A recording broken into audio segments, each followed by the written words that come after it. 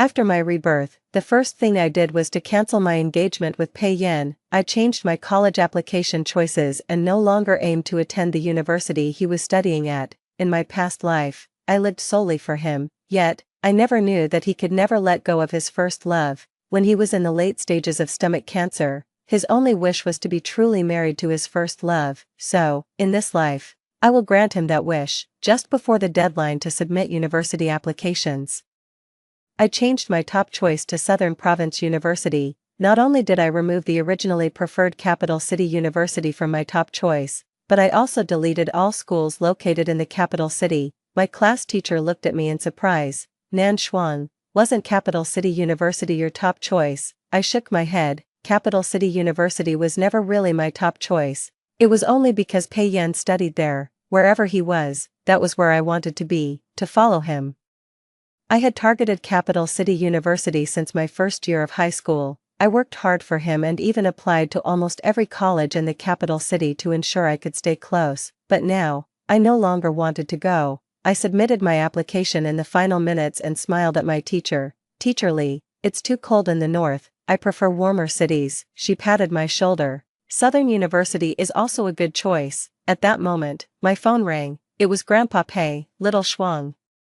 Where are you? Yan is about to have a holiday and he's asking if there's anything you want. He can bring it back from the capital city for you. I answered, no need, Grandpa. Yes, Pei Yan would also be on holiday soon. In my previous life, right after I was admitted to Capital University, Grandpa Pei couldn't wait to throw a party and announce to everyone our engagement. Pei Yan and I were engaged from an early age. After my parents died, I was raised by my grandfather. When he was seriously ill at the age of 10, he sought out his old army buddy, who was Grandpa Pei. On his deathbed, he entrusted me to the Pei family and then passed away. They had arranged our marriage when they were comrades in arms. Thus, outsiders often said that I was a child bride raised by the Pei family. Because of this engagement, I closely followed in Pei Yan's footsteps, but I never knew that this was never what he wanted. In my previous life, right after graduating from university, I married Pei Yan and soon had a child. Meanwhile, Pei Yan continued his studies, eventually becoming a professor at the university. I was forced into the role of a housewife, spending my days taking care of the home and teaching our child. Many people thought that I, a woman without a career, was not a match for the highly educated and refined Professor Pei. Even when our son faced problems, he would only consult Pei Yan. He always said, Dad, you're so brilliant. How could you marry someone as dumb as Mom? Pei Yan never told him that I also graduated from Capital University. He would only say, your mother gave up her career for you. My son would just sneer, I don't need her. She hasn't contributed anything to our family. At that time, I thought it was just childish talk and turned around to cook and do laundry for them. But as my son grew older, he relied on Pei Yan even more. He always thought I was foolish and not presentable. He would only invite Pei Yan to parent-teacher meetings, and everyone envied him for having a professor as a father. For school family activities, he would only want Pei Yan to attend, even preferring Pei Yan's assistant to fill the role of the mother. I once asked him why he was unwilling for others to meet his mother. The disdain in his eyes hurt me. You're so foolish. I'm afraid you'll hold us back and make my classmates laugh at me. That time I was very angry. And I rummaged through old boxes to find my dusty diploma to show him. Pei Ziyu, look carefully. Your mother also graduated from Capital University. Mom also graduated from Kyoto University. She's not worthless. He was frightened by my hysterical demeanor and kept his distance. Mom, you're so scary. As soon as Pei Yan returned home, he saw our mother and son confrontation. He took our son back to his room and then came over to comfort me, gently patting my back. Nanshuang, he's just a child. Why are you picking a fight with a child? Yes, he is just a child. Even the flesh that fell from my body after carrying him for 10 months degrades me to nothing. Outsiders even mock me for not being a match for Pei Yan. But Pei Yan, he never spoke a word for me. I never understood why he agreed to marry me and take responsibility for me, yet always seemed like he didn't love me. Until the year Pei Yan turned 50, everything became clear. He was diagnosed with late-stage stomach cancer. And I felt like the sky was falling. Pei Ziyu was still studying for his doctorate and had just started dating his girlfriend. Only I could take care of Pei Yan. I curled up on the hospital bed every day, never daring to fully fall asleep at night. I was afraid something might happen to him. On many nights, he cried like a child. holding my hand and saying, "Nanchuang, it hurts so much, everywhere," seeing him in pain. I was in pain too, when his condition was at its worst. Pei Yan was completely dependent on others for daily life, even needing help with his excretions. Pei Ziyu visited a few times, each time furrowing his brows and quickly leaving due to discomfort. Only I cleaned up after him without complaints, changing his clothes and bedding. The highly respected professor had become helpless, several times contemplating suicide, but I always stopped him. He told me more than once, "Nanchuang, you are the only person in this world who truly cares for me." I thought that he still had me in his heart. However, after the hospital issued the third critical illness notice, Pei Yan asked me to find someone. That person was his first love, He Chushue, but He Chushue had gone abroad early on, and they had lost contact. I went through Pei Yan's classmate records, contacted many of his classmates and teachers, and even found He Chushue's elementary school teacher's contact information. Finally, I learned from that teacher that she had returned to the country long ago and was now living alone. That was the first time I met He Chushue, who, despite being middle-aged, was still stylishly dressed. Unlike me, who had spent half my life toiling for the family, looking disheveled. She entered Pei Yan's hospital room, and they talked alone for a long time. When she left, it was clear that there was a new light in Pei Yan's eyes. Lying on the hospital bed, he called me and our son over and solemnly announced a decision. "Nanchuang, I want to marry Chushue. It's my final wish." I stood there, too shocked to speak, looking at my son. His expression was normal. Clearly, they had already made this decision in private. At that moment, I felt like the first half of my life was a joke. I firmly refused to divorce, but was scolded by my son. "Mom, Dad was trapped by your marriage contract back then and couldn't pursue Auntie. Now he just wants to be a real husband to Auntie before he dies. Are you going to stop him? How can you be so selfish?" I stared blankly at my son, who had grown mature, and suddenly his face seemed so unfamiliar. As a child, Pei Ziyu still looked a bit like me, but as he grew older, the more I resembled Pei Yan. He said that Pei Yan was trapped by that marriage arrangement, and am I not trapped in this damned marriage arrangement too? From the moment I moved into the Pei family, they told me that I was to marry Pei Yan in the future. My heart and eyes were filled only with him, unable to see anyone else. What finally overwhelmed me was Pei Ziyu's words, "If you don't agree with Dad, don't blame me for not recognizing you as my mom." I didn't want this. I had toiled for the Pei family all my life, only to end up deserted by everyone. The moment I received the divorce certificate, I became very confused. My son and He Chushue, pushing Pei Yan in his wheelchair, happily obtained their new marriage certificate. Pei Yan, over 50, held the marriage certificate close to his chest as if it were a treasured possession. I remembered the day we got our certificate. He didn't even smile for the photos. And after receiving the certificate, he just glanced at it and put it in the drawer. So, the difference between loving and not loving is really huge. Pei Yan even celebrated his wedding with great fanfare. That day, he looked remarkably spirited, showing no signs of illness. He finally fulfilled his dream of marrying his first love in front of everyone. Everyone praised their fairy tale love story, unconcerned about me, feeling I was unworthy. Even my son said, "Mom, look how happy Dad is now.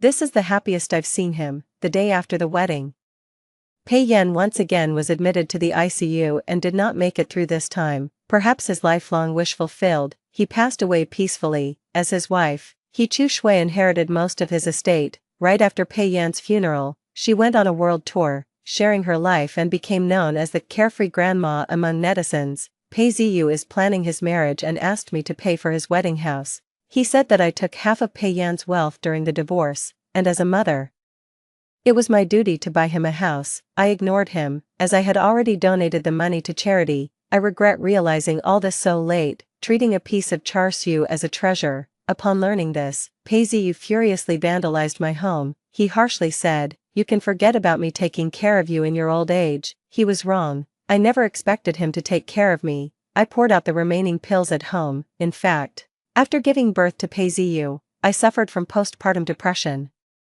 Professor Pei was busy and hardly ever home. Naturally, he never noticed my depression. Pei Ziyu also didn't know that I had already purchased my own burial plot. I clearly realized that I had lived a failed life. I just didn't expect that heaven would give me another chance to start over. This time, I will stay away from Pei Yan. Returning to the Pei household, Grandpa Pei greeted me with a warm smile. Perhaps in my past life, the only person who was kind to me was Grandpa Pei. He never treated me as an outsider, always treating me like his own granddaughter. When I was giving birth to Pei Ziyu, Pei Yan was busy with work and never visited the hospital. At that time, Grandpa Pei sensed something was wrong. He said if Pei Yan didn't treat me well, I could leave him at any time, but looking at my son sucking his thumb in my arms, I couldn't harden my heart to leave. He saw my reluctance and occasionally reprimanded Pei Yan. Pei Yan listened to him, started coming home more often, and showed more concern for me, but Grandpa Pei passed away early, and without his supervision, Pei Yan reverted to his old ways. So, while playing chess with Grandpa, I spoke up, "Grandpa, let's call off my marriage arrangement with Pei Yan." Grandpa Pei looked at me unexpectedly. "Xiao Shuang, weren't you always saying you'd only marry Pei Yan?" he asked. I smiled. I was naive as a child, but now that I've grown up, I've realized I don't like him. He adjusted his reading glasses and sighed. "Although I don't know what happened between you and Ian, since you say so, I'll listen to you." Finally, he added, "If you can't be my granddaughter-in-law, then just be my granddaughter." Okay, I nodded. I was well aware of Grandfather Pei's affection for me and knew that even if I wasn't with Pei Yan, I would still treat him like a real grandfather. After the divorce, I felt a great sense of relief on the day Pei Yan returned. I was working a summer job at a milk tea shop. In my previous life, I had clung to him during this vacation, but now I wanted to avoid him as much as possible. Hearing a familiar voice ordering, I realized it was Pei Yan. I avoided his gaze and handed him his milk tea as if nothing was unusual. He chuckled and asked why I was pretending not to recognize him. He then pulled out a unicorn toy from behind him. "I got this for you from Universal Studios. You like the Minions movie, right?" It's a character from the film. In the past, I would have happily accepted it and been delighted all night. No matter what Pei Yan gave me, I used to adore it. Without even a glance, I said, "Pei Yan, I don't like the Minions." A flicker of embarrassment crossed his handsome face. He must have remembered then. It was not me who liked the Minions. I had seen many Minions elements on Hichushiwa's social media in my previous life. Her keychain even had Minions on it. The gift he brought me must have been a convenient pick while he was out with her. Pei Yan took back the toy and pulled out a brooch and a pair of earrings from his pocket. The brooch was shaped like a rose, and the earrings were pink. He asked again, "Do you like this brooch? Or perhaps the earrings? Do you like any of them?" I shook my head and dismissed him. "I don't like any of them. Please don't bother me while I'm working." Pei Yan never really knew my preferences. He didn't know I didn't like roses or the color pink. I remember after our marriage, one of his students invited us to take a marriage quiz. He knew nothing about what I liked. He couldn't even guess. Yet, I remembered every one of his preferences. He failed the test, not even reaching the passing score, and he showed no remorse, instead blaming the student for making tricky questions. The outcome of our relationship had been clear in that score, yet I was completely oblivious. When I finished work, Pei Yan came to pick me up. He asked how I wanted to spend my birthday. This must have been another task assigned by his grandfather. I looked up and told him, "Pei Yan, you don't have to spend it with me." A flash of confusion passed through his eyes. "Nanshuang, what's wrong with you? You've been acting strange since I came back." "I promised grandfather I'd spend your birthday with you. How about at the Yunqing Hotel? I remember you love their seafood." I casually agreed. After all, it didn't matter to me whether or not he spent my birthday with me. The admission letter arrived. Pei Yan was about to help me get it, but I squeezed past him first. He looked at me, puzzled. "Nanshuang, why won't you let me help you?" Of course, it was because I was afraid he would see that I had changed my college preference. I didn't show it to grandfather either, and locked it away like a treasure in my suitcase. I set the date for the college registration in my planner. In a month and a half, I would be free from Pei Yan. "Lately, I've felt that you've been acting strange. Are you avoiding me on purpose?" Hearing his voice, I quickly turned off my phone. In the previous life, when I was clinging to him, he became impatient and pushed me away, saying, "Gu Nanshuang, can you stop bothering me? If it weren't for grandfather's sake, I would have driven you out a long time ago." Later, when he found out I was sad, he bought me a small cake to appease me. "Nanshuang, I didn't mean what I said, but I also need some personal space." Now that I've stopped seeking him out, he seems uncomfortable with it. Soon, it was my birthday. On the way to the hotel, Pei Yan took a phone call. He looked tense, responding on the phone, "Don't worry, I'm here." After hanging up, he pulled the car over and turned to me. Nanshuang, something came up suddenly. You go ahead by taxi. I casually acknowledged and obediently got out of the car. At the hotel, I ordered the most expensive dishes. After all, Grandfather Pei said tonight's bill was on Pei Yan. When we were halfway through the meal, Pei Yan finally arrived. He handed me a birthday gift, slightly apologetic. Sorry I'm late, happy birthday, Nanshuang. The gift was a diamond necklace. In my previous life, I treasured it, wearing it every day. I remember the first time I met Hichushue, she pointed to my necklace and said with a laugh, after all these years, why are you still wearing that necklace? I must say, I have good taste. Pei Yan almost chose a different one, but I strongly advised against it. I couldn't listen to her anymore. My mind fixated on one thought. The gift I treasured was also chosen with another woman. I accepted the gift without even looking at it and tossed it into my bag. Pei Yan was taken aback. Normally, I would have opened the gift immediately, but before he could inquire further, his phone vibrated again. He excused himself with an apology, and I remained indifferent. When he returned, even Grandfather Pei couldn't stand it. You said you would accompany Nanshuang for her birthday, yet you left her on the road halfway, and kept her waiting while you took calls. No wonder Nanshuang says she doesn't want to marry you. Pei Yan was stunned. Nanshuang, did you really say that? I did not confirm or deny, simply stating I was tired and wanted to go home. I got up and left. Pei Yan chased after me, persistently grabbing my wrist. You've been acting weird since I came back. Are you upset that I've been neglecting you? I admit, I was wrong. I've been busy preparing for a competition, but I'll make it up to you when I'm free. Okay. I found it laughable, if I am not mistaken. Both calls were from Hichushue. She stayed in the capital to work. Harassed by a male colleague, and thus she called him. He didn't know that I heard everything clearly. Seeing that I remained silent, Pei Yan softened his tone. Nanshuang, don't be so cold towards me. I know those were just your jokes. I don't take them seriously. I coldly pulled away from him. Pei Yan, what makes you think I will always like you? In my last life, he took advantage of my feelings for him, repeatedly leaving me and hurting me. It took me half a lifetime to realize that he didn't love me. Now that I'm letting go, why is he panicking? After that day, Pei Yan unexpectedly became the one who clung to me. Wherever I went, he followed, and he would even hang up the phone the moment it rang. Even the owner of the milk tea shop started gossiping about our relationship. I said, he's just someone unimportant. The owner just smiled and said nothing. One day, I had an argument with a parent. Her son had been caught on camera stealing another customer's milk tea. Stubbornly, the parent refused to admit it and even tried to throw a milk tea at me from the table. Luckily, Pei Yan was there to pick me up from work and quickly intervened, using his tall stature to shield me. If you lay a hand on her, I will call the police. The woman, seeing Pei Yan, shrank back and tried to sneak away with her son. Unexpectedly, the next moment, the boy suddenly ran over and pushed me hard. Caught off guard, I fell and hit my head sharply against the corner of the table. A sharp pain surged through my forehead, and I felt a warm liquid. Pei Yan immediately called for help to restrain the mother and son and called the police. Then, he scooped me up and rushed me to the hospital. Throughout, his worried expression seemed genuinely sincere. I had once cherished the warmth of his embrace, even though he clearly didn't like me. Why was he always so kind to me? Leading me to immerse myself in the illusion that he loved me too, Pei Yan began to care for me diligently. It was mandated by Grandfather Pei. Concerned about scarring, Pei Yan had the doctor prescribe the best ointment available. He even said, even if it scars, it doesn't matter, you'll still look good, it won't affect anything. I remember in my past life, when I gave birth to Pei Ziyu through a cesarean section, Pei Yan was too busy with work to come. Recovery from the cesarean was slow, and he had no time to care for me. After giving birth to Pei Ziyu, our time together dwindled even more. We hardly found time alone even when we managed to send our son to stay with Grandfather Pei for a few days. But when he lifted my clothes and saw the scar on my stomach, he suddenly fell silent. Back then, there was a faint disgust in his eyes. I understood what that meant, buttoned up my clothes, and said I would sleep in the guest room. His disgust was never about the scar.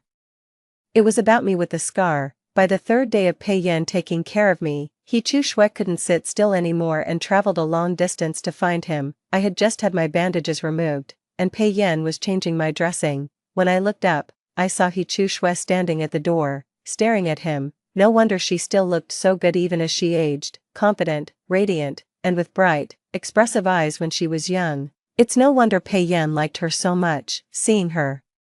Pei Yan became flustered and almost knocked over the medicine bottle. He Chu Shui, jealous, hooked her arm around his shoulder and said, "No wonder you haven't been answering my calls these past few days. You've been busy taking care of this little sister." He awkwardly responded, "Chu Shui, don't misunderstand.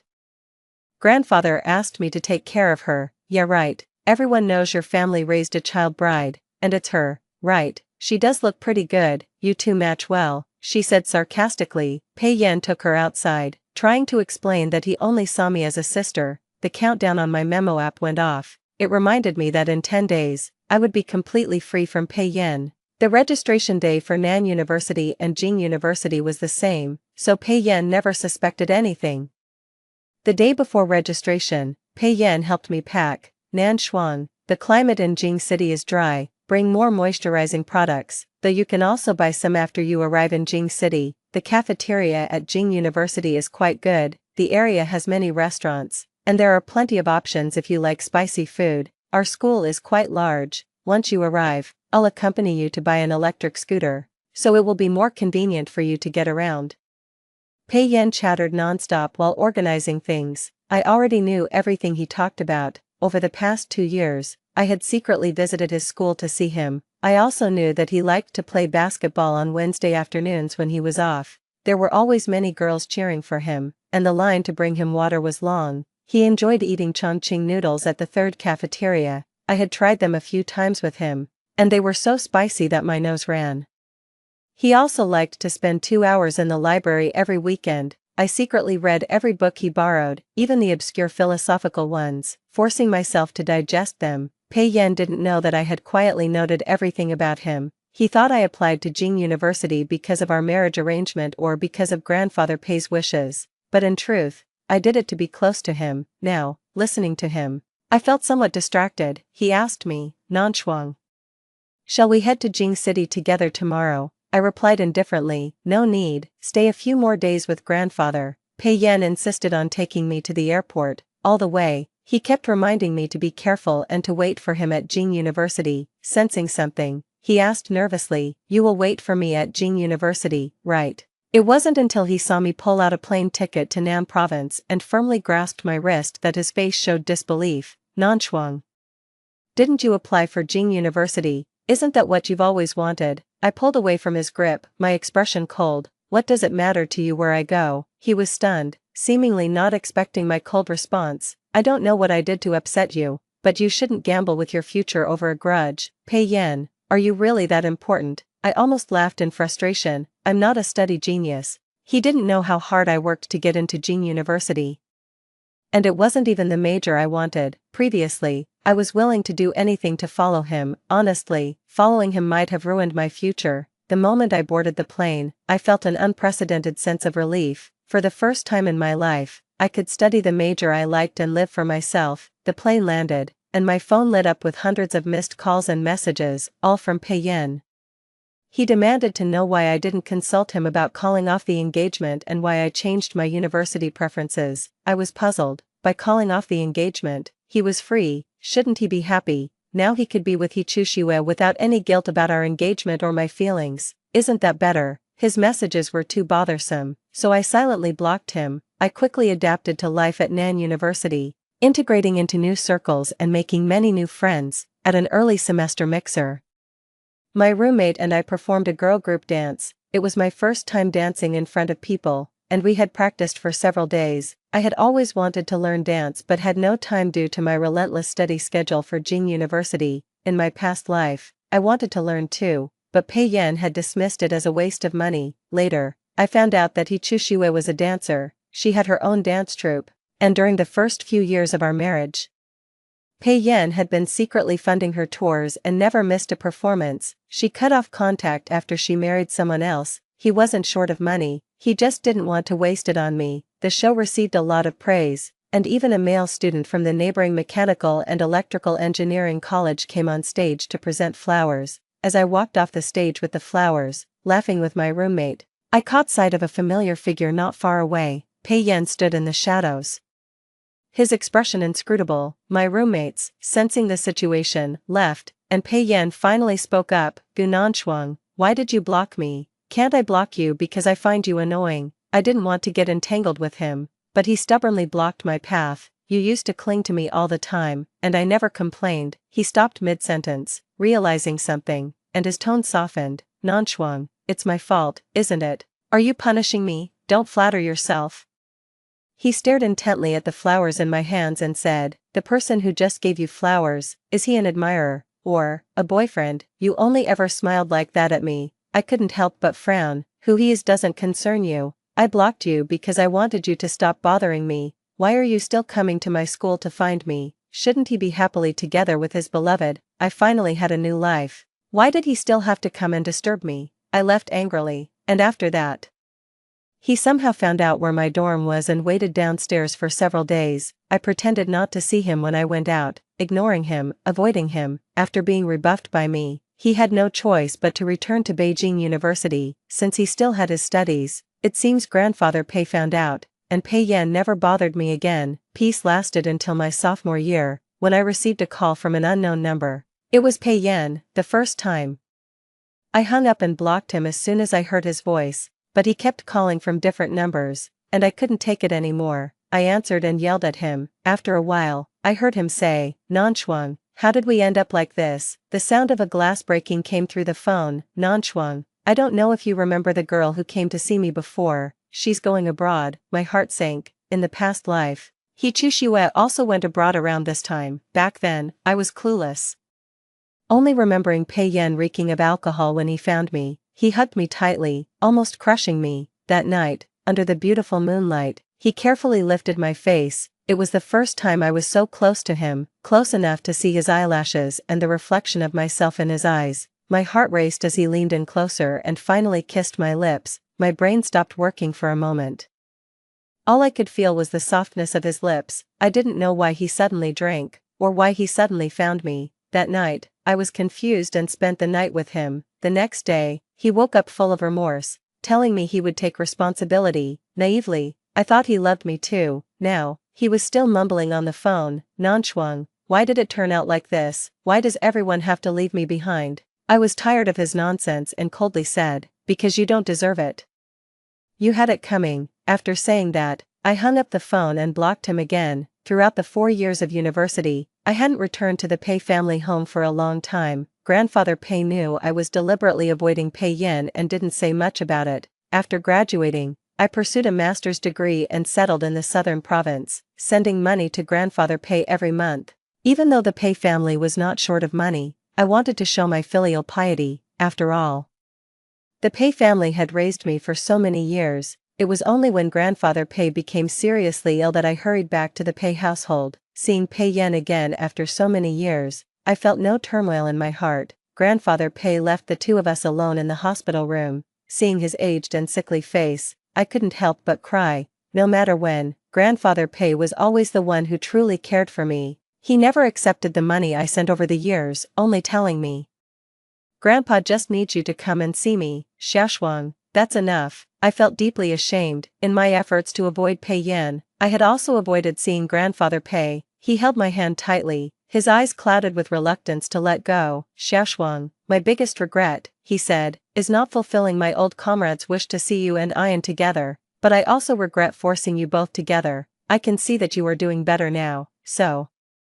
Grandpa hopes you will follow your heart and walk your own path. To Pei Yan, however, he said, it's your fault that I lost such a wonderful granddaughter-in-law. After visiting grandfather Pei, Pei Yan and I left together, and outside awaited He Chushue, who had been waiting for him for a long time. He specifically explained to me, Chushue and I are together now. I smiled and replied, yeah, you two are a good match. It seems that in this new life, he finally got his wish to be with his true love, his moonlight, and to be with her. He even had a big fight with grandfather Pei. So many people say that it was Pei Yan who aggravated his illness. Some relatives joked, if only you two were together, the old man would surely live to 100. They were wrong. In a previous life, Pei Yan and I were married with children, and grandfather Pei did not live much longer. Instead, he was always worried about our marriage, which took a toll on his health. Pei Yan is getting married now and sent me an invitation. I casually threw it in the trash,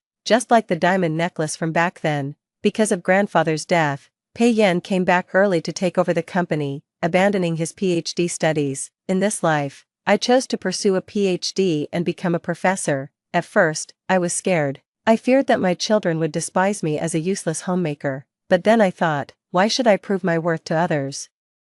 So I quit my professor job and started trying new things, looking towards a broader world. I saw Pei Yan again when Hichushiwa was causing a fuss about their divorce. My friend was handling their divorce case and shared a few complaints with me. I heard their married life wasn't going well. Hichushiwa craved freedom, never took care of their child for even a day, and was always out having fun. Pei Yan, busy with work and caring for their child, was stretched thin and began to complain. Afterward, they argued nearly every day, with no peace at all. So it turned out just as the saying goes, the moonlight of youth turns to the mundane rice of daily life, the special mark becomes just another stain. I met a friend for dinner, and when I picked her up from work, I happened to run into the Pei couple. He looked terribly haggard, a shadow of his former spirited self. Hichushiwa was still stunningly beautiful, truly his pampered red rose. Pei Yan was holding their son's hand. She walked away without looking back. When Pei Yan saw me, his face was full of embarrassment. You caught us at a bad time. I ignored it and went to have dinner with a friend. On the way, my friend mentioned that the woman was adamant about getting a divorce, but the man refused to agree. Is this the magic of an unattainable love? Even when life had deteriorated to this point, he still held on. I treated it like a story and soon forgot about it. My lawyer friend told me that Pei Yan had asked for my contact information, wondering if I would be willing to give it to him. I naturally refused. Only then did she tell me that Pei Yan was in the late stages of stomach cancer and didn't have much longer to live. He just wanted to see me one last time. I felt so nauseated I wanted to vomit. I insisted that she not give him my contact information and that she need not mention anything about him to me again. Can I say one last thing?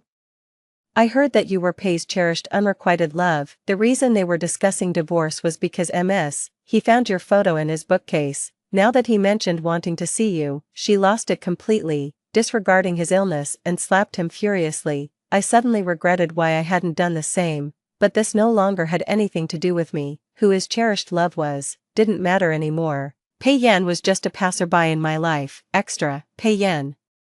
Upon learning of his advanced stomach cancer, Pei Yan felt it was a release. The company was unstable, and Hichushiwa demanded a high standard of living. He had ruined his stomach from all the entertaining he had to do for business cooperations. Hichushiwa stood in front of his hospital bed, indifferently handing him a divorce agreement. You're dying anyway, just sign this quickly. I don't even want your assets. Just don't let my household registration book read widowed. It's bad luck.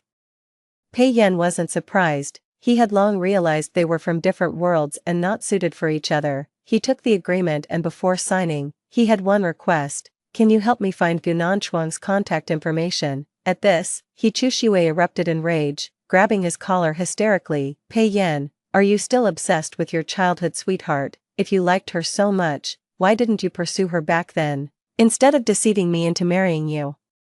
I gave up my dance career for you, bore you a son, and now have to look after you. How have I wronged you? Have you ever loved me? Pei Yan, facing her accusations and slaps, simply repeated one sentence, promise me, and I'll sign. Hichushiwa slammed the door and left. Pei Yan lay in his hospital bed, staring at the pure white ceiling, recalling the first time he met Gunan Chuang.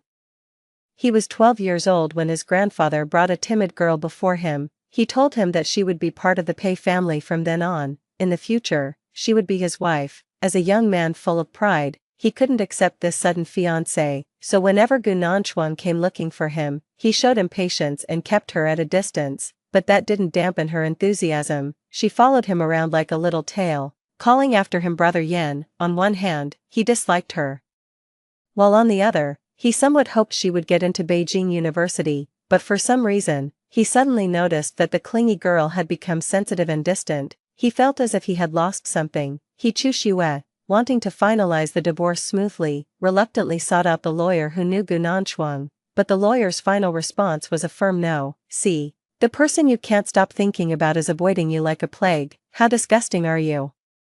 Thinking of going back to her even when you're dying. Listening to Hichushiwa's scorn, he finally signed the paper. His ex-wife left satisfied, and his son, who despised his dependency, wouldn't even glance at him. A warm sensation rose in his throat. he slowly closed his eyes and fell into complete darkness. He suddenly saw another world where he and Gu Nanshuang were married. They were married, but why weren't they happy? That's when he saw the hurt in her eyes every time he neglected her.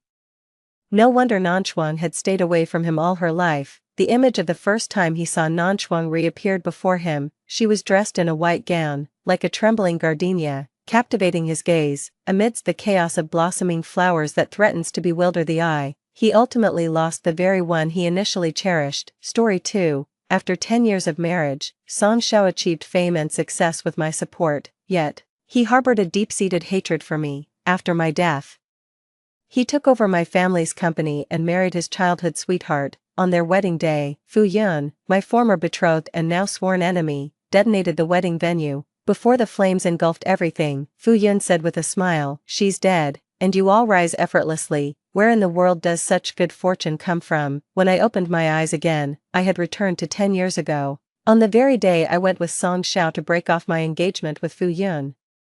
He looked at me indifferently and asked, "Have you thought this through? Do you really want to break off our engagement for him?" Meng Wei, I never go back on my decisions, I replied. "Are you sure you want to break off our engagement over someone like him?" he asked with a familiar chill in his voice. I was still lost in the aftermath of the explosion. The overwhelming blaze seemed almost painful, even to my soul suspended in midair. Fu Yun, holding a gun amidst the flames, pulled the trigger.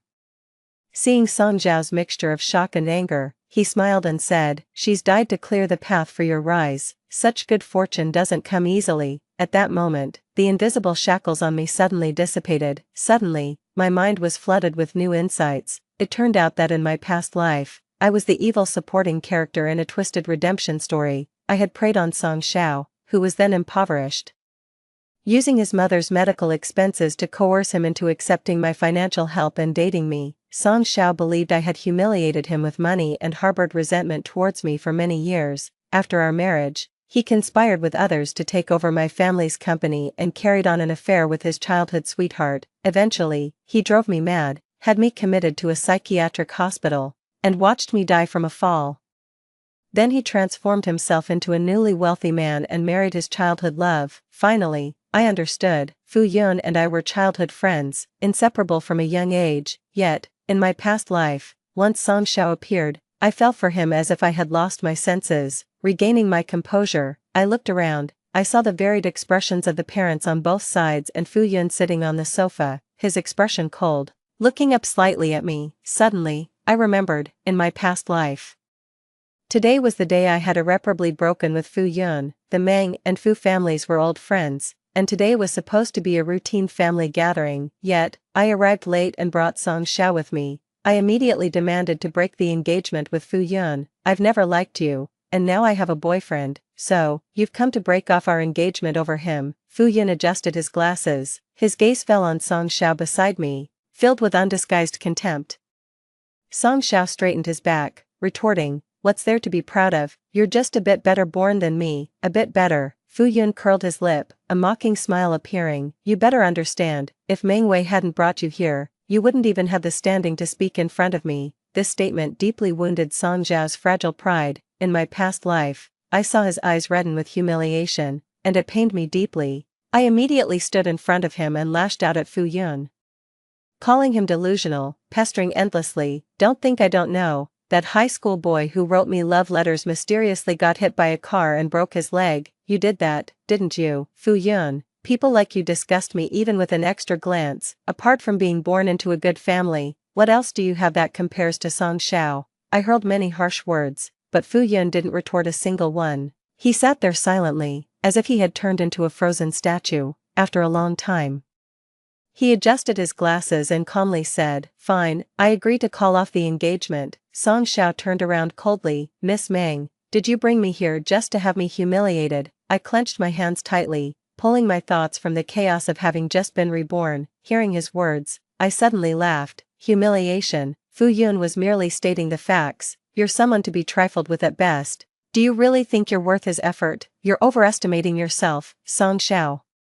As soon as these words were spoken, the entire living room fell into sudden silence. Everyone stared at me in astonishment. From a couch 2 steps away, Fu Yun suddenly looked up, Behind his glasses were eyes fragile and clear like glass, showing a hint of unmasked surprise. "What did you say?" Song Zhao's expression became extremely awkward. I said, "You don't think you compare to my fiancé, do you? He always neglects me when doing business. I was merely using you to provoke him." I let go of his hand and stepped aside, as if avoiding something dirty. I issued an eviction order. "Now, you can leave." Song Zhao looked at me incredulously, but the butler, having recovered, escorted him out. Before leaving, he threw down harsh words. "Meng Wei, I'm not someone you can summon or dismiss at will. Next time, even if you kneel and beg me, I won't reconcile with you." He's so confident, it makes me want to cry, but right now, I'm too preoccupied to think about Song Zhao. I quickly run to Fu Yun's side and crouch down. In my previous life, I only found out long after calling off the engagement that Fu Yun had been hospitalized that very night. He had been sitting on the couch all evening because his stomach ailment flared up while he was on a business trip abroad.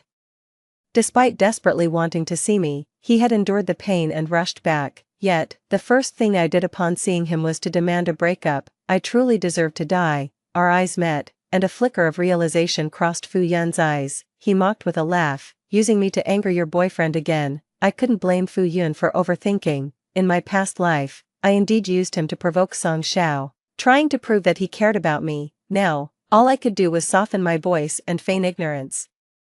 "What boyfriend? Yun, you're my only fiancé." He looked down at me. "I'm not feeling well. Can you accompany me to the hospital first?" Fu Yun suddenly frowned. "Where does it hurt?" "Period pain again." Without thinking, I replied, "Yes, period pain." He glanced at me. "Today isn't supposed to be your menstrual cycle." Due to Song Zhao, we had actually been in a cold war for a long time. I didn't expect him to still remember my menstrual cycle.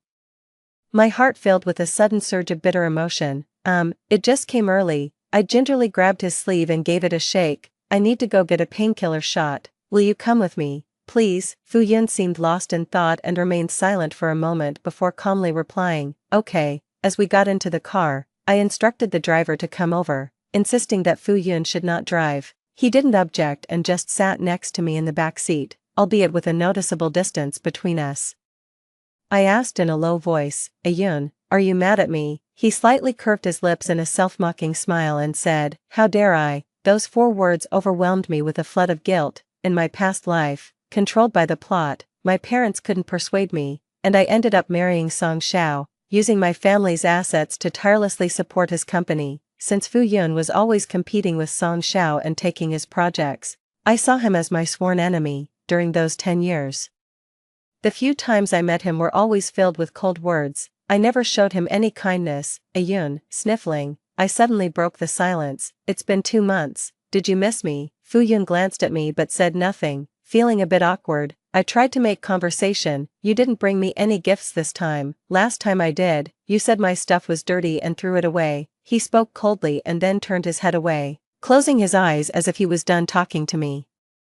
The last time Fu Yun returned from abroad, he brought me a whole box of rubies. When he handed it to me, he casually remarked, "Take these to make something small. Stop hanging around with low-class stuff." Both the rubies and Fu Yun's words had hurt Song Zhao's pride, so, to appease Song Zhao, I had immediately thrown the box of rubies back at him. "I don't care for your dirty stuff." Thinking about it, I closed my eyes in despair, cursing the ridiculousness of the original plot in my mind, which seemed like it could only have been written by someone with a decade-long brain clot. In reality, I could only slowly try to close the distance between us. Moving closer to Fu Yun, I turned towards him, pressed close, my chin resting on his shoulder, and whispered, "Actually, Fu Yun, there's something I need to tell you." My warm breath brushed against the small hairs at his ear. Suddenly, Fu Yun opened his eyes, grabbed me by the back of my neck, and moved me aside.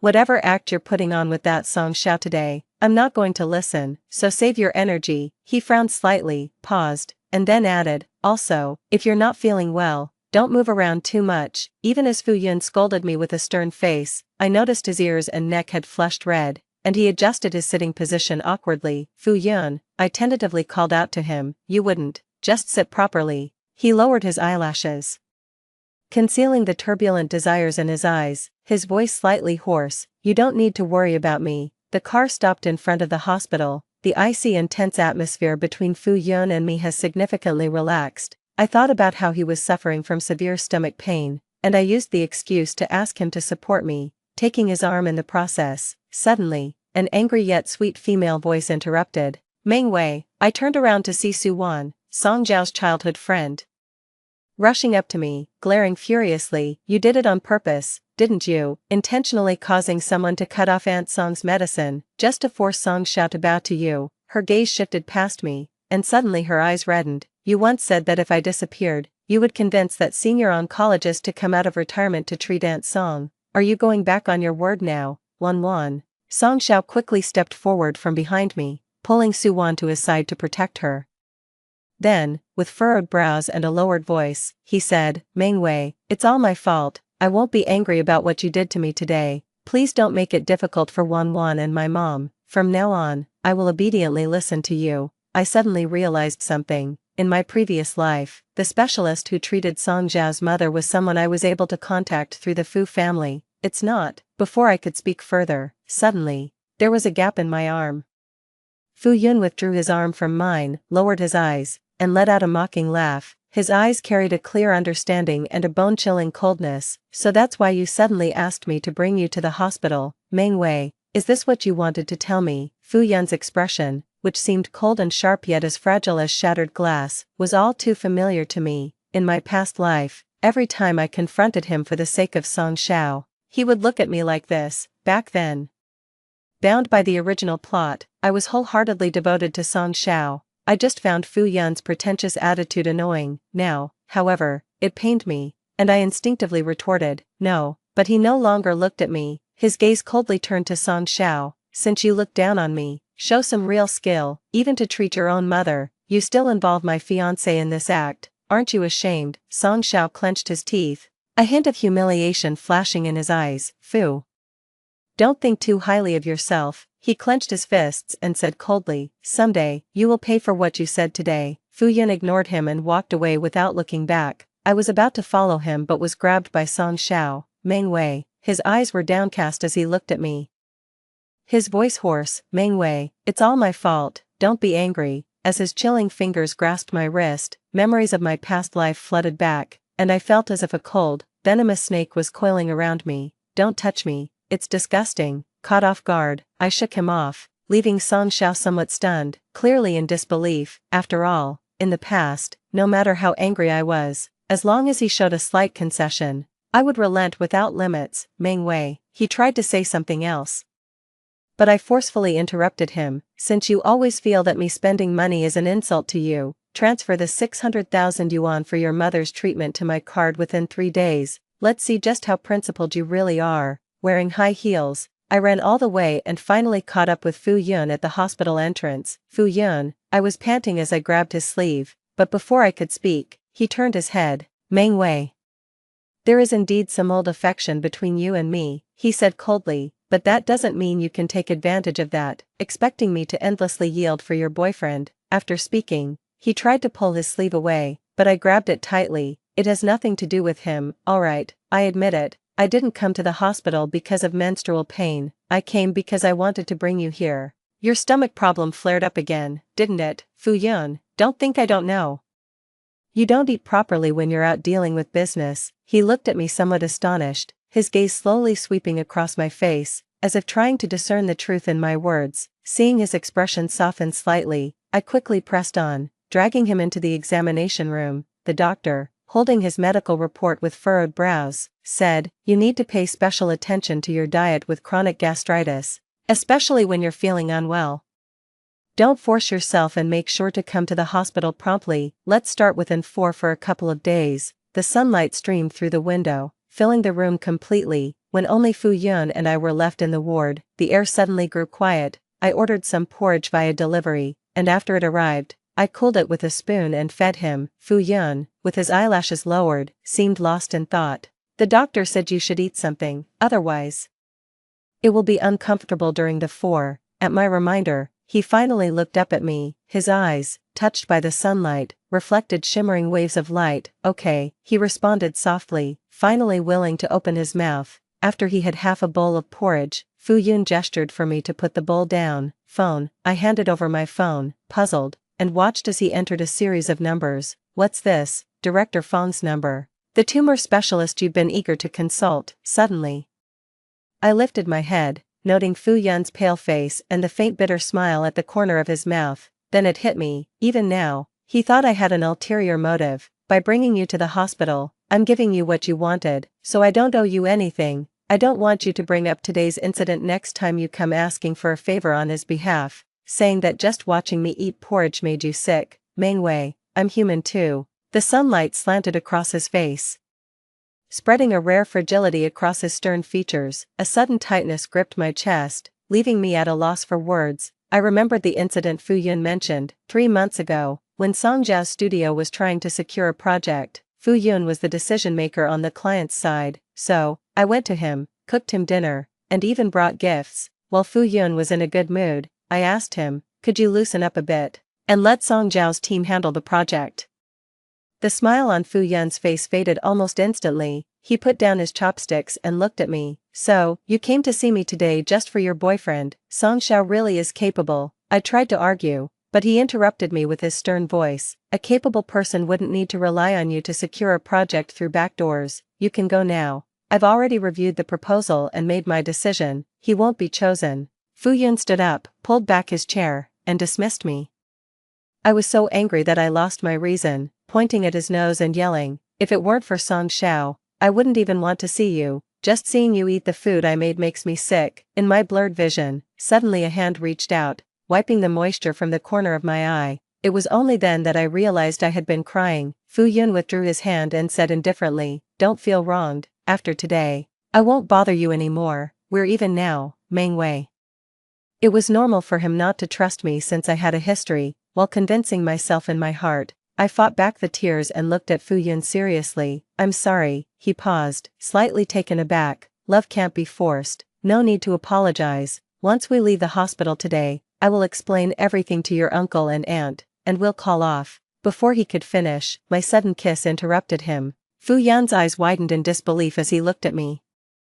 I awkwardly rubbed my lips against his for a moment before pulling back slightly, gasping lightly as I clutched his collar. No, don't talk about calling off the engagement. I steadied myself and continued, Fu Yun, whether you believe me or not, the things that happened with Song Zhao before weren't my intention. I brought you to the hospital only because I saw you looked unwell and I was worried about your health. He looked down at me, his emotions swirling behind his long lashes, making them indecipherable. Is this another one of your new lines? I suppressed the bitterness in my heart. We've known each other as long as I've been alive, so you can't just not believe in me. If you don't believe me, I'll kiss you again. As I said this, I moved closer again, but Fu Yun stopped me by pressing his forehead against mine, halting me just in time. His breath was close, his voice husky. Mengwei, do you realize what you're doing? I responded, I know.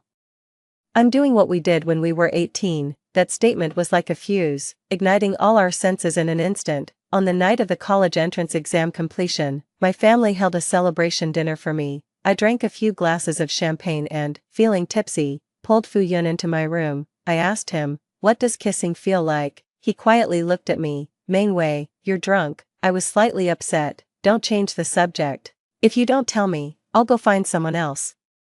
Before I could finish, Fu Yun suddenly grasped my chin and pressed his lips against mine. A faint scent of lemongrass emanated from him, a gift I had given him for his birthday this year. Both his lips and the fingertips against my neck were scorching. My head was spinning, and soon all I could manage was to clutch at his shirt. Overwhelmed by the intense heat that followed, Fu Yun's voice carried a deep, surging desire. This is what kissing feels like. Do you want to go deeper? Mengwei, back then, we were so close, so intimate. I always thought that after graduating from college, I would marry Fu Yun, but upon entering school, from the moment I saw Song Zhao, I was inexplicably drawn into the whirlpool of the original plot. The needle for the forehead shifted, soaking a large patch of tape with blood. He glanced at me. No need to apologize. Then, do you believe me now? It depends on your actions. Although he said that, his tone had already softened somewhat. As the month was drawing to a close, Fu Yun went to a neighboring city for business. I returned to school for classes, but didn't forget to send him messages whenever I found a moment. I was determined to prove to him that he was the only one in my heart. Fu Yun's birthday was approaching, and that afternoon, I planned to go to the mall to pick out a gift for him. Suddenly, I spotted a familiar figure from afar. It was Song Zhao. He hadn't contacted me since our last heavy conversation at the hospital. I was quite relieved at first, but now, when he should have been busy at the studio, he was entering a garden restaurant with a young man. My heart tightened instantly, and I hurried forward a few steps. As I entered, the man just happened to look up. It was like a bolt of lightning struck me, and I froze on the spot. Wasn't this person Shui Kai, who in my past life had collaborated with Song Xiao to bring Fu Yun and the Meng family to ruin? I stealthily followed them and hid behind some greenery, just in time to overhear their conversation. Fu Yun has already gone to Haicheng. It seems he hasn't noticed anything wrong with that project. Song Xiao sneered coldly, his voice chilling. I want more than just his company. I want his life. In my past life, I often found it odd.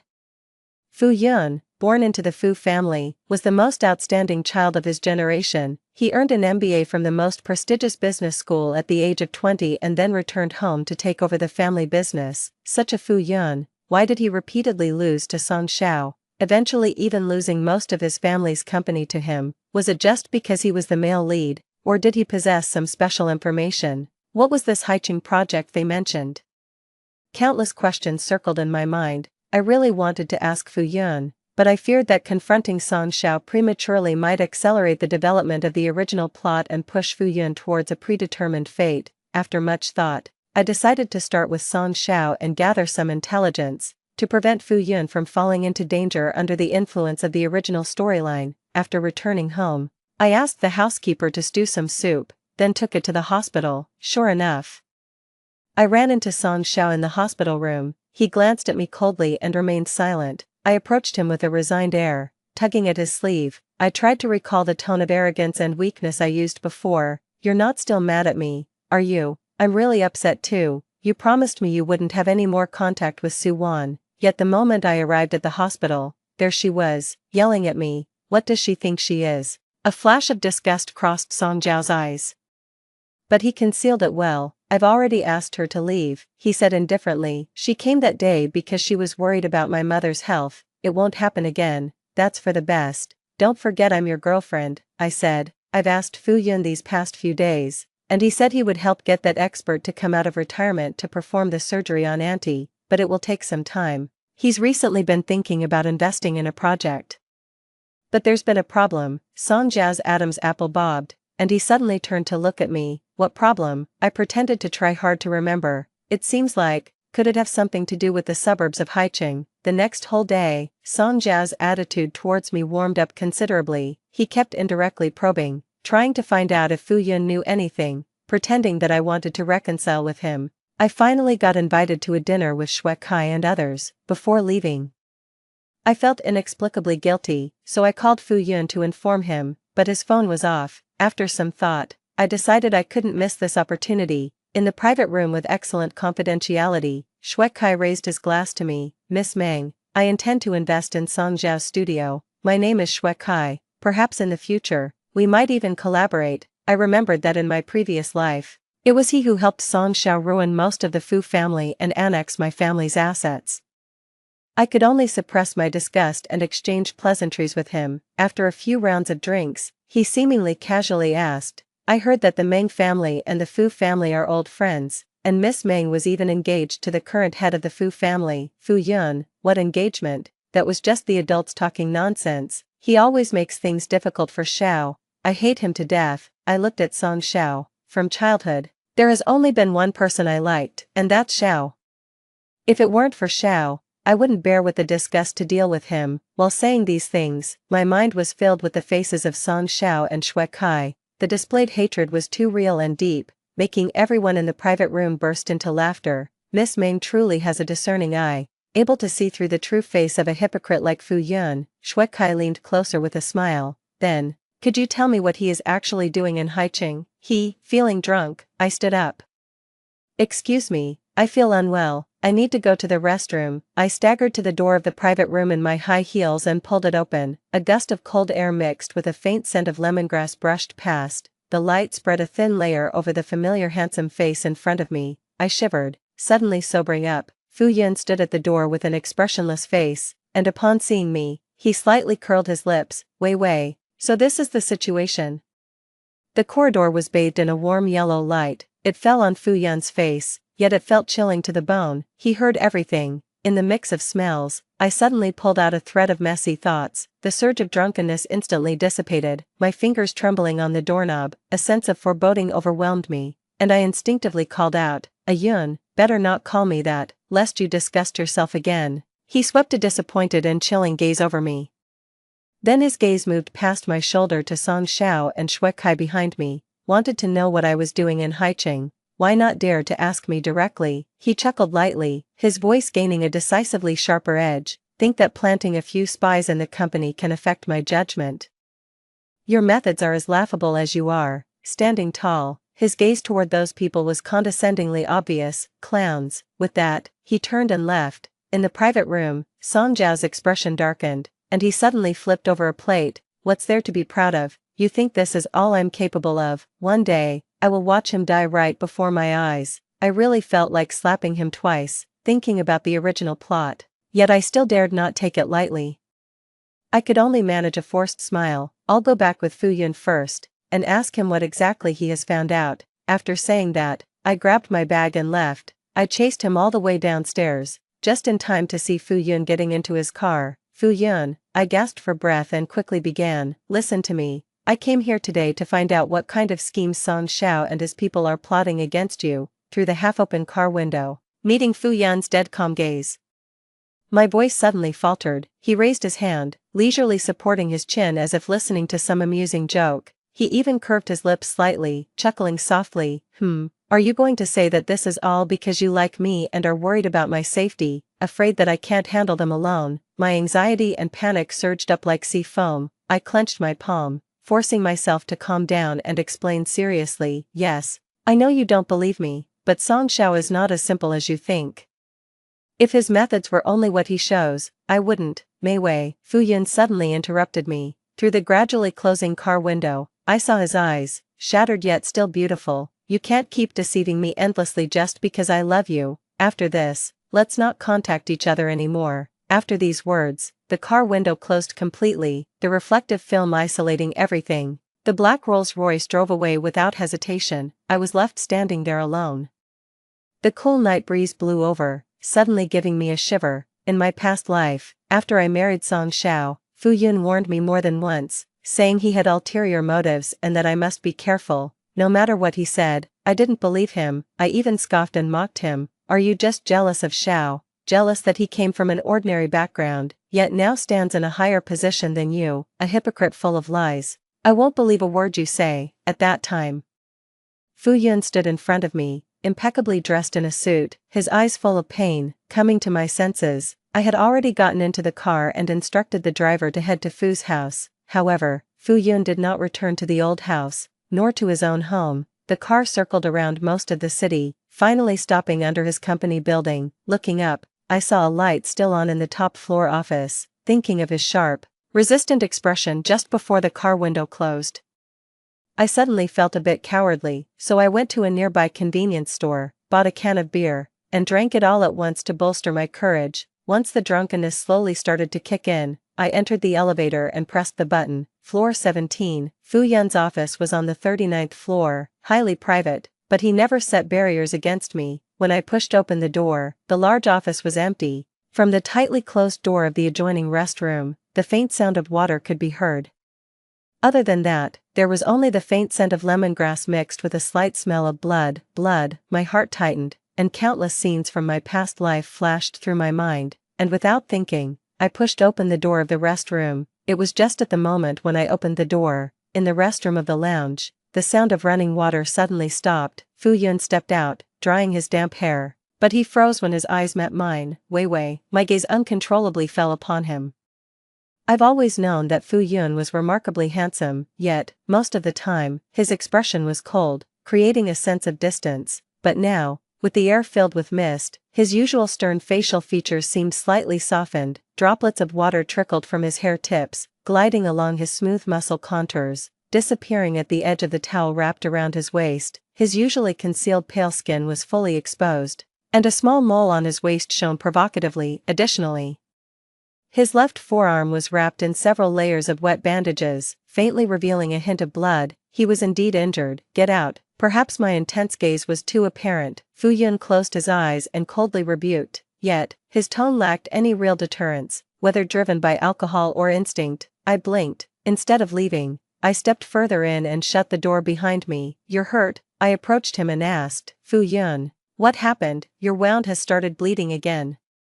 It needs to be rebandaged." "It's just a minor injury," Fu Yun responded indifferently. "I can handle it myself. It's none of your concern." Pausing, he then added, "Miss Mang, you shouldn't be here in my office, especially not when your boyfriend." I wrapped my arms around his neck, my kiss, heavy with the scent of alcohol, sealing his next words. "Stop talking. None of what you say is what I want to hear," I murmured, somewhat unclearly, as our lips met.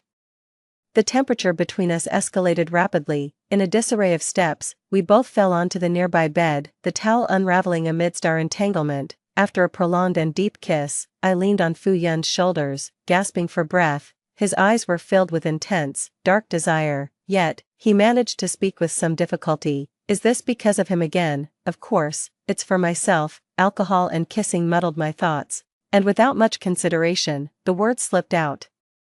Isn't it normal to have some indescribable thoughts about one's fiancé after seeing him fresh out of the shower? My fingers, wet with droplets, unintentionally played with the mist-covered red points on his stark white skin. Pleased, I watched as Fu Yun's Adam's apple bobbed violently twice before he grasped my hand. "Besides, since I was 18, I've been thinking about this. With you, Fu Yun, it can only be you." The air stilled for a moment, then, everything turned upside down. The entire world seemed to spin, leaving only the two of us. The remaining droplets quickly evaporated due to the intense heat. The ceiling lamp, like a small boat violently tossed in a storm, swayed just like I did. Soon, all that was left was the sound of our rapid breathing. Unexpectedly, my thoughts drifted back to when I was 18, to the night after the college entrance exams, when I got drunk and secretly kissed Fu Yun on the balcony. No matter how much I coaxed or teased, he would only agree to kiss me. "Wei Wei, you are still young." His voice was close to my ear, his body temperature scorching as he continued to restrain himself. "I must give you a chance to change your mind." "Now, Fu Yun," I only managed to utter 2 words.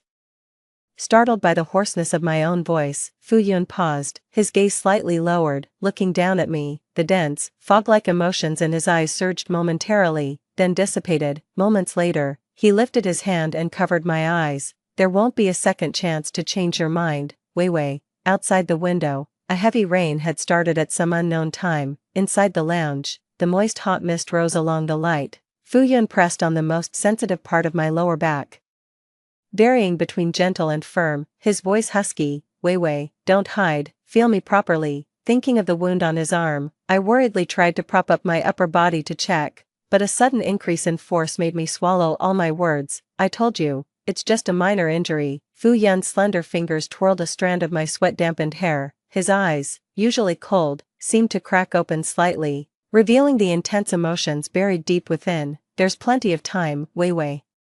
Don't be so nervous." The fresh scent of lemongrass gradually mixed with the scent on my body, along with the smell of alcohol. At some moment, they blended, overflowing. At 4 in the morning, I dragged my weakened body onto the carpet, barely able to stand. Fu Yun, using his uninjured arm, hooked around my waist and pulled me back. "You should rest now, Wei Wei." I tried to look back at him. "But your wound really needs to be rebandaged. Also, how did you get hurt?" Fu Yun suddenly fell silent.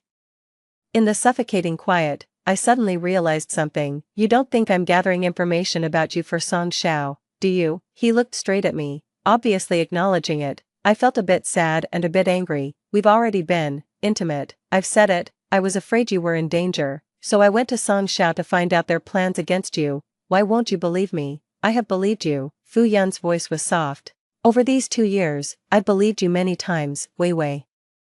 Suddenly, it felt as if my throat was blocked. I blinked back slightly sore eyes, listening as he continued. "But whether I believe you or not doesn't matter anymore. From now on, no matter how sweet your words, I won't let you go again. As for that Song Xiao, he's not as simple as you think," I blurted out, seeing Fu Yun's slightly furrowed brow. I took a deep breath. "If I said that in a past life, I died at his hand, would you believe me?" Outside the window, the heavy rain pelted the glass, the dark night showing no hint of moonlight. In the ambiguous light of the room, the Fu Yun opposite me seemed to freeze entirely. A past life. Fu Yun, have you ever thought that we might actually be characters in a book? Hesitating for a moment, thinking of the terrifying power of the original plot, I decided to tell Fu Yun everything. I don't know if it was a dream, or a real past life. In any case, from the moment Song Xiao appeared in my last life, it seemed like suddenly, I could only see him. By the time I finished recounting those 10 years from my past life, the rain outside the window had already stopped,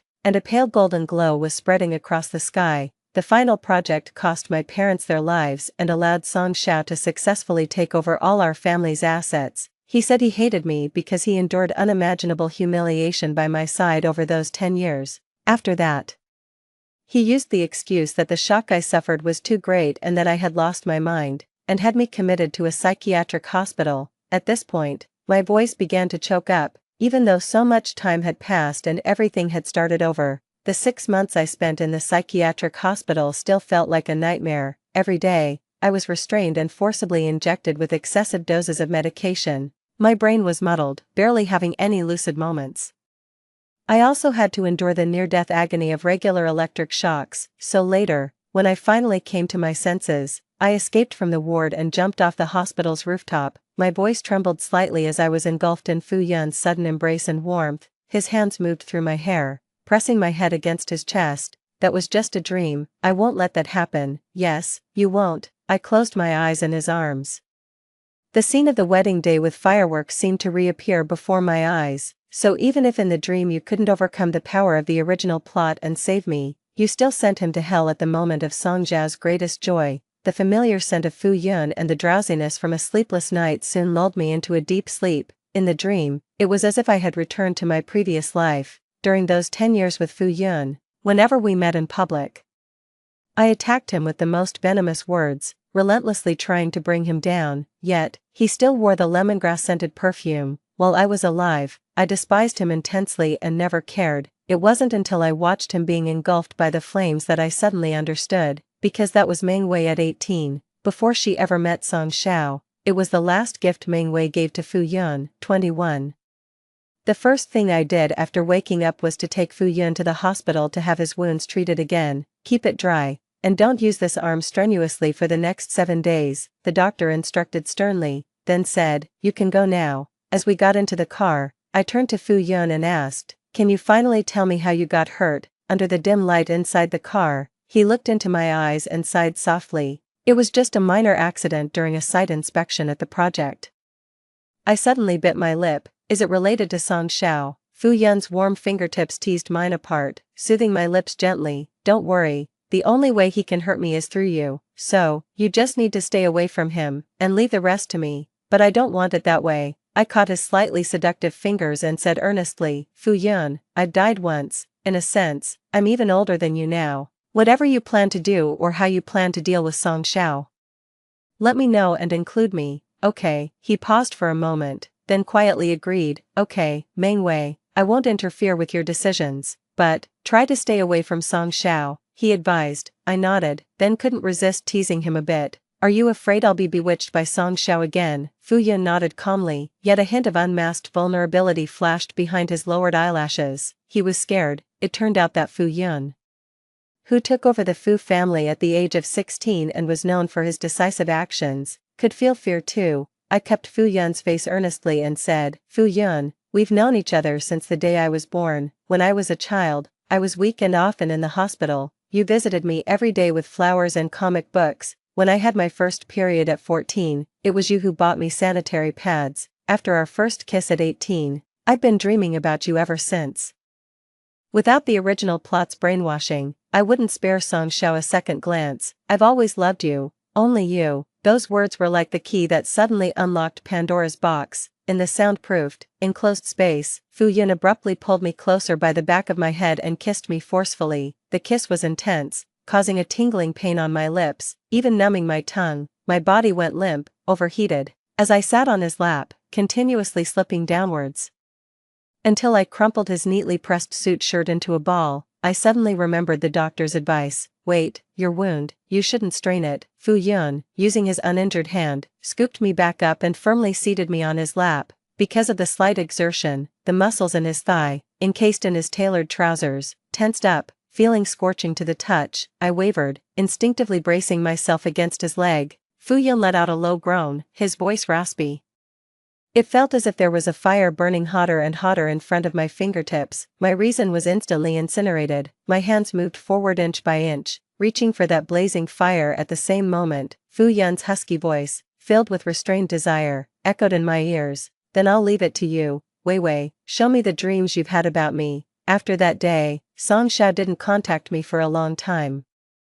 I went around the hospital only to find out that he had managed to get another oncologist out of retirement through someone else's help to perform surgery on his mother. That was probably his hero's halo. As graduation approached, I simply started an internship at our family's company ahead of schedule. Since the Meng family had long maintained cooperation with the Fu family, I naturally had more contact with Fu Yun. I planned to visit Song Jiao's studio later, sitting across from Fu Yun. I bit into my bagel and began, according to what happened in the previous timeline. By this time, you and I would have fallen out, and I would start using my family's resources to help Song Xiao build connections and snatch an important project from you. Fu Yun suddenly looked up at me. His emotions were clearly visible under his long eyelashes. I quickly added, I'm just going to probe and see what his current plans are. Wait for me to come home for dinner tonight. Song Jiao's studio wasn't far from the city center. Without my relentless support, he wouldn't have been able to afford this place initially. As I entered, I saw Su-won sitting at his desk. Song Xiao stood behind her, bending over in an extremely intimate posture, almost enveloping her completely. It was just like in my previous life. I had already noticed countless times the inappropriate closeness between him and Su-won, which Song Xiao always denied. We had argued about it many times, each more explosive than the last. When I became nearly hysterical, Song Xiao would just stand by, watching me with tired eyes. Later on, all of this became evidence of how I oppressed and humiliated him. Coming back to my senses from my memories, I spoke coldly, what are you doing? The two people in front of me seemed to suddenly freeze. A moment later, Song Xiao straightened up and smoothed out his slightly wrinkled clothes. He looked at me, but his words were directed at Su-won. You go out first. Su-won glared at me unhappily and then got up and left. Now alone in the room, Song Xiao resumed his cold demeanor. Weren't you following Fu Yun? What are you doing back here looking for me? He still tried to manipulate me with his old tricks. Indeed, if it were Meng Wei controlled by the original plot, she would now lower her dignity to apologize, professing her love only for him. She would then do everything possible to help his studio, proving that she was the only one who could offer him certain things. I slightly lifted my chin. Recently, there's a project at the family company that was supposed to collaborate with the Fu Corporation, but I thought of choosing you. Song Xiao suddenly looked up at me, his Adam's apple moving slightly. I curled the corner of my lips. However, the project has a long duration and involves a huge amount of funds. I need to first make sure how much you can handle. That night, I combined the information from my past life with what I had learned and told Fu Yun. I suspect that, because of my rebirth, the plot has progressed faster, and Song Xiao has already hooked up with Zhao Run, the newly appointed gang leader in Nanjing. In my past life, he only met that person several years later, and with his current power, collaborating with such a person is akin to consorting with a tiger. Thinking this, I frowned slightly. Fu Yun, who had been looking over a contract, paused and looked up at me. That's because Xuekai can no longer provide him with help. I was startled. In the Haicheng project, they planted a mole in a subsidiary to steal accounts and create false impressions. Now Xuekai and his men are already in prison. He flipped to the next page of the documents in his hand, his tone as calm as usual. Song Jiao's company is just starting up. He's too weak and can only depend on others. I suddenly realized, you orchestrated this. Fu Yun did not argue, evidently accepting my statement. I blinked and threw myself into his arms. Yun, you're incredible. He caught my wandering hand, suddenly adopting a serious expression. Wei Wei, don't get involved in what comes next. Why? Because it's dangerous, he said, slightly furrowing his brow. Song Jiao's identity is not as simple as you think, otherwise, Zhao Run wouldn't have agreed so readily to collaborate with him. I was suddenly stunned. You said that in my past life I chose the most tragic way to perish together with them. Fu Yun's tone remained steady, yet it inexplicably carried a chilling undertone. That must have been because I had no other choice left. That night, I dreamt again. I dreamt of my previous life. In the 6th year of my marriage to Song Xiao, at a certain evening banquet, I saw him standing closely with Zhao Run's daughter, Zhao Yi, in an intimate posture, and then, inexplicably, I went mad with jealousy, losing all reason.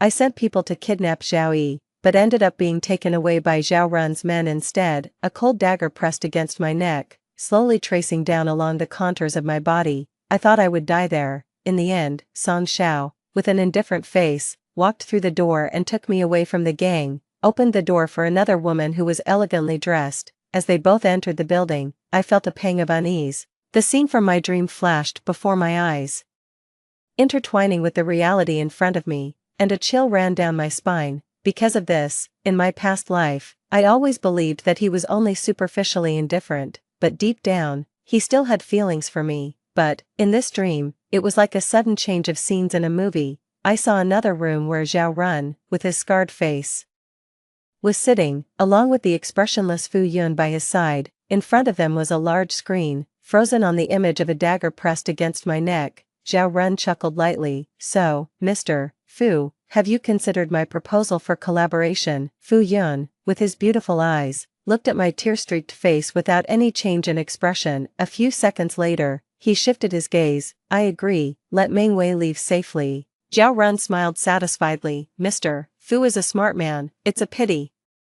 Though, if you had agreed to become my son-in-law, we could have been family in the future. Fu Yun responded distantly. I am not so fortunate. After he stood up and left, Song Xiao and Zhao Yi pushed the door and entered. Zhao Yi sighed with a bit of regret. Dad, has Fu Yun agreed to cooperate with us? Zhao Run nodded. Such poor taste, preferring that foolish Meng Wei over marrying me. She laughed and turned her head to look at Song Xiao. Brother, when will you divorce this fool and marry Sister Su Wan? I abruptly opened my eyes. It was dark around me, with only a sliver of moonlight seeping in through the window. The scenes from the dream still lingered in my mind, quickly connecting with other information I knew, revealing the hidden truths of my past life. Wei Wei. I barely moved when Fu Yun next to me pulled me into his embrace, holding me. He stayed quiet for a few seconds, then spoke with concern. You're trembling, I know now.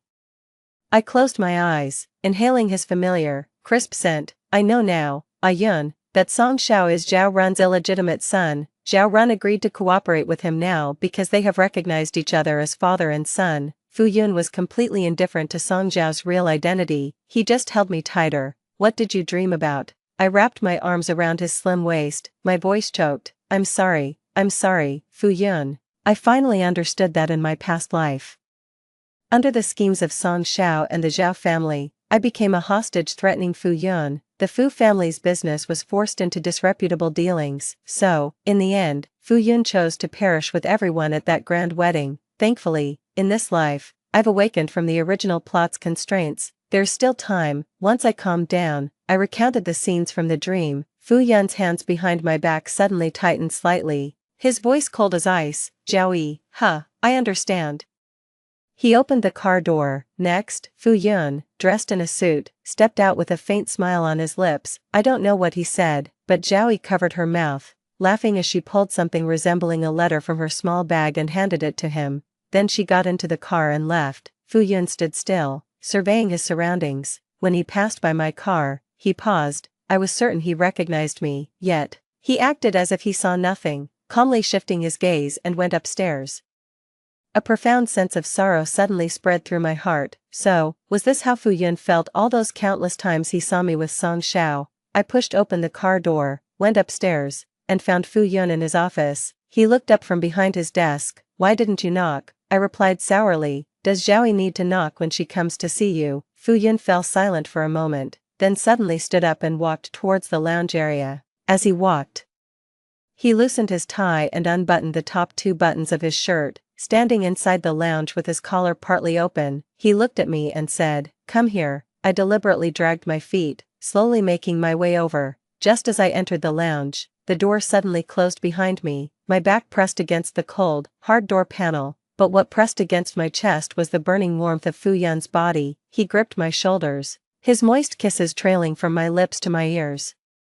Then following the lines of my body, inch by inch downwards. Fu Yun knew me too well, including my reactions, the limits I could endure, what every tremble of my body meant. I felt like I was thrown high into the clouds, then suddenly dropped into an endless ocean. Fu Yun, I barely managed to call out his name, trembling, before being plunged back into the boundless ocean of bliss. In the end, before being completely engulfed by the waves, I heard his hoarse voice, heated with breath, close to my ear. Are you done checking? I still belong only to you. I turned Zhao Yi's letter to Fu Yun over several times. It turned out to be an invitation to her birthday party. As the main person in charge of the Mang's project in collaboration with the Zhao family, I also received one. That day will be dangerous. I'd prefer you didn't go. Fu Yun's clear, glass-like eyes looked into mine. But will you listen to me, Wei Wei? I shook my head honestly, no, then quickly added, because under normal circumstances, we are currently cooperating smoothly. If I inexplicably don't attend the party, it might arouse their suspicions. This reason was sufficient. Even Fu Yun couldn't refute it. He stared at me for a while,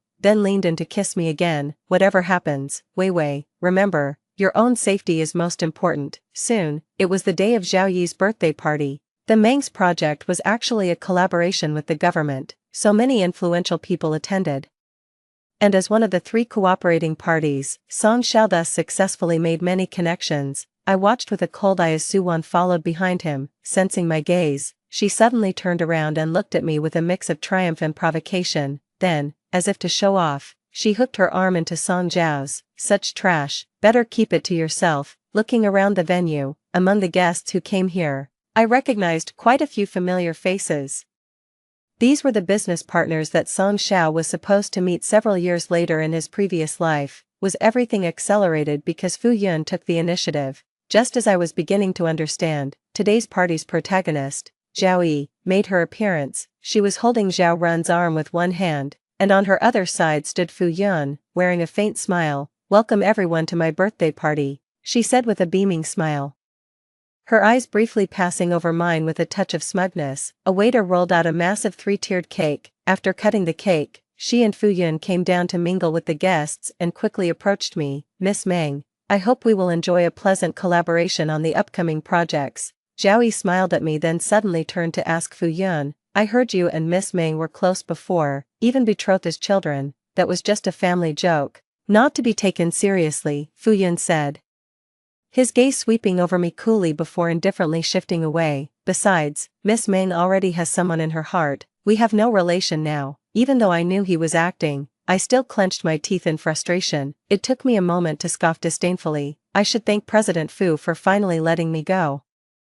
He left with Zhao Yi at his side, holding a glass of wine. I soon found Song Xiao near the garden-facing French windows. He was on the phone, and Suwon, who had been with him, was nowhere in sight. I couldn't tell what the person on the other end was saying, but his expression gradually turned solemn. Outside the window, the first firework of the night burst into the dark sky, followed by countless more. These fireworks, meant to celebrate Zhao Yi's birthday, perfectly masked the sound of gunfire from a fierce battle at a gang's secret arms depot not far away. Recalling Fu Yun's earlier instructions, I discreetly moved back to a corner, getting ready to leave through the garden path. Suddenly, a bloodied figure burst through the main entrance. Boss, our deal has been discovered. A gunshot rang out, and a huge crystal chandelier crashed to the floor with a thunderous noise. The entire hall was plunged into darkness, descending into chaos.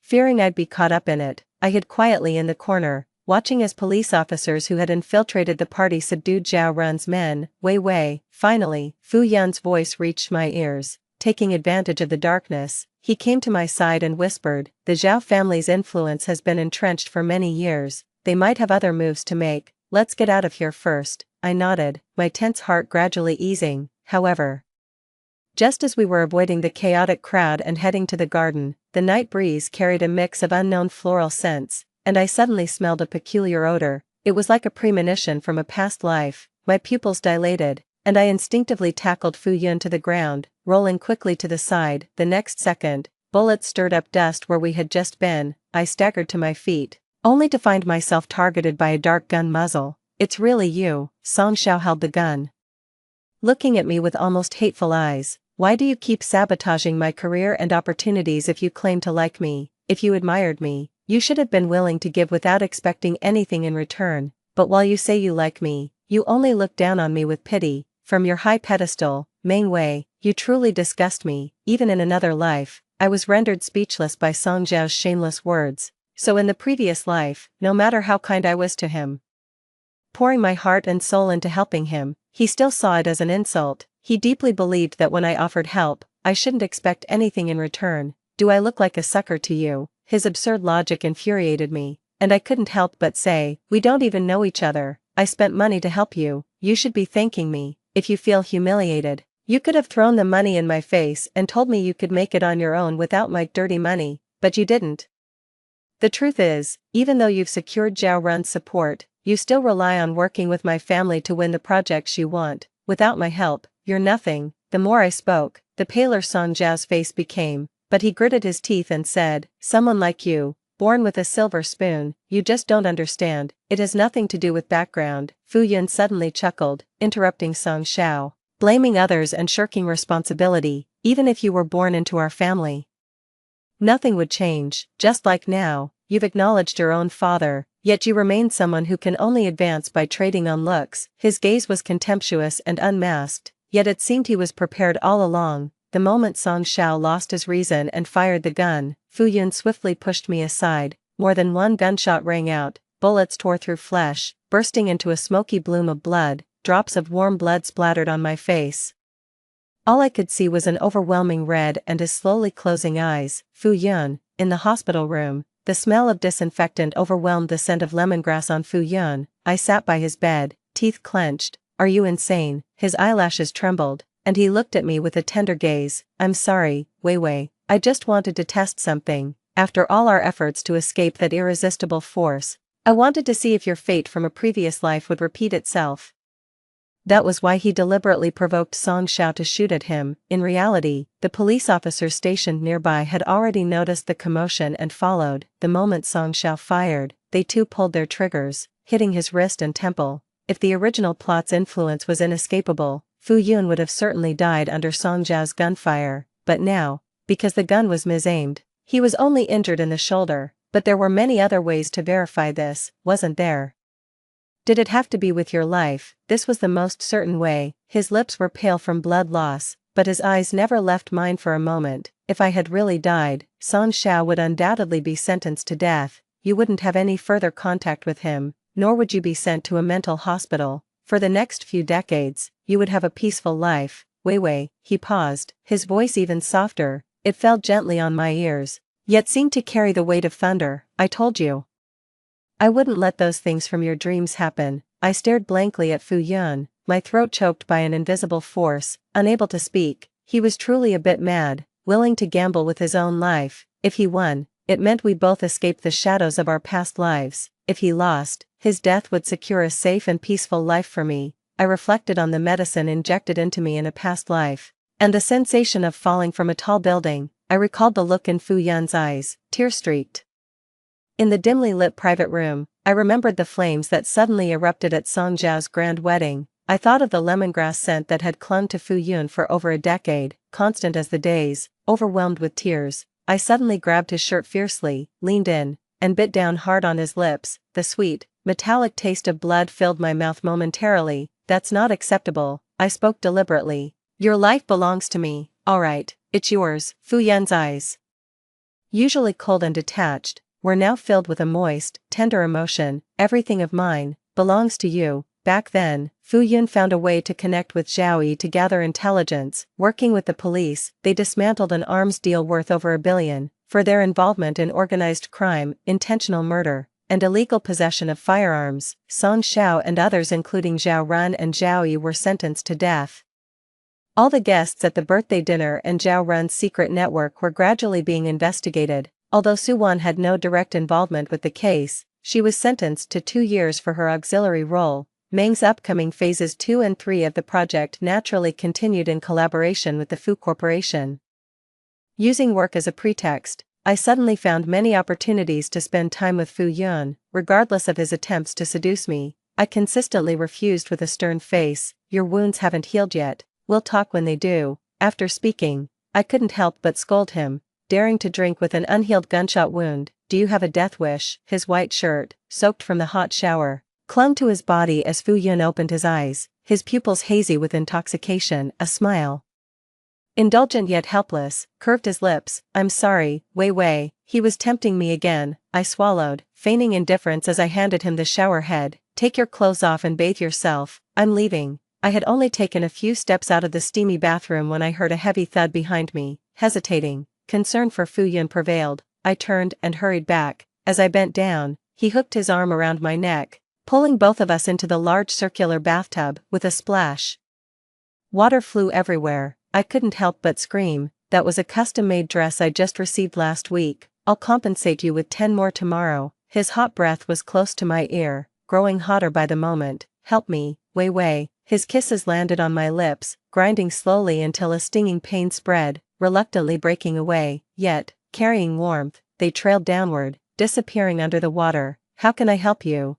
My voice trembled sharply, swallowed by his fervent kisses.